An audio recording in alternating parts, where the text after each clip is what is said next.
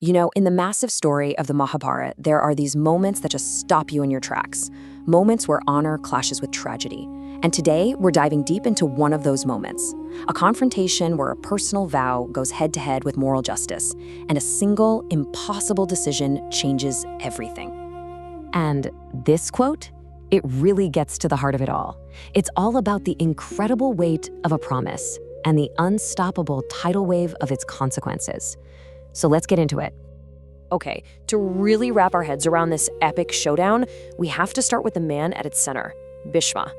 But more than the man himself, we have to understand this terrible, almost awe-inspiring vow that defined his entire life.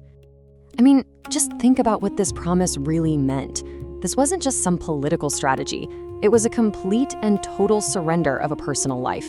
No wife, no kids, no crown for himself. Ever. This was his Dharma. And for him, this vow was the highest Dharma, the absolute anchor of his existence. Breaking it, well, that was just unthinkable. Let that sink in for a second.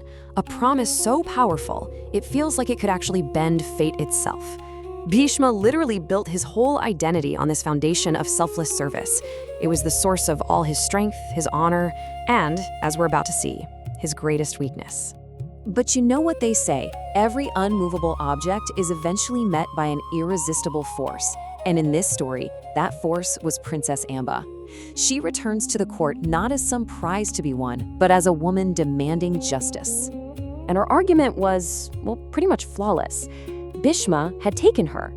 Because of his actions, the man she was supposed to marry rejected her. Her life, as she knew it, was completely over. Her reputation, ruined. Her future, gone. And she wasn't there begging for pity. No, she was logically and powerfully demanding that Bhishma, the man who caused all this, take responsibility. So she throws down this direct challenge to the greatest warrior of the age. Basically, you broke it, you buy it. You did this to me, now you have to fix it. Marry me and give me back my honor. This wasn't just a request, it was an ultimatum, and it was rooted in pure justice. And right here, this is where the whole story just pivots into this truly impossible moral maze. You have two sacred duties on a direct collision course. There's no right answer here. There are only two devastatingly wrong ones. So, look at this. On one side, you've got Bhishma's Dharma, his sacred, lifelong vow to the throne, the very bedrock of who he is. And on the other, you have Amba's absolute right to justice, his duty to fix the incredible harm that he directly caused. So which one is more important, his personal promise or his public responsibility? And faced with this choice, Bhishma chooses his vow. You can just imagine the tension in that room, this moment of intense internal conflict.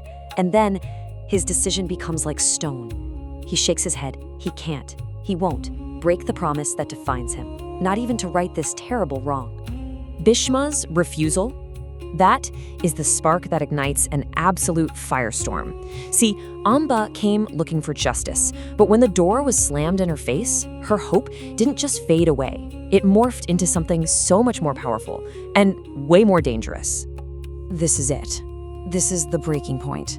It's the moment where the princess she used to be, the woman who believed in honor and justice and the way things were supposed to work, she just dies. It's this sudden, violent collapse inside her. And from those shattered pieces, something new is born, a new purpose. It's not about getting her old life back anymore. Oh no, it's about building a new one, dedicated to a single, all-consuming goal. You can almost watch the transformation happen in real time. First, there's just shock, disbelief that justice could fail so completely. But that shock quickly hardens into a cold, hard anger. Her grief is just burned away, and it's replaced by this fierce determination. And then she turns her back on the world that failed her and carves out a brand new path for herself, the path of vengeance. So what's the real fallout from this one decision? It's huge. It wasn't just Amba's life that was forever changed.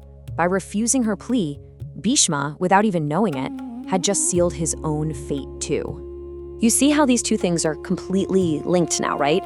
Bhishma's choice to keep his vow is the direct cause of Amba's new quest for revenge. She walks out of those palace halls and begins a journey that will push the limits of gods and mortals alike. And her new purpose, her new Dharma, is simple and absolute: the destruction of the man who destroyed her. And that leaves us with this really profound question, doesn't it?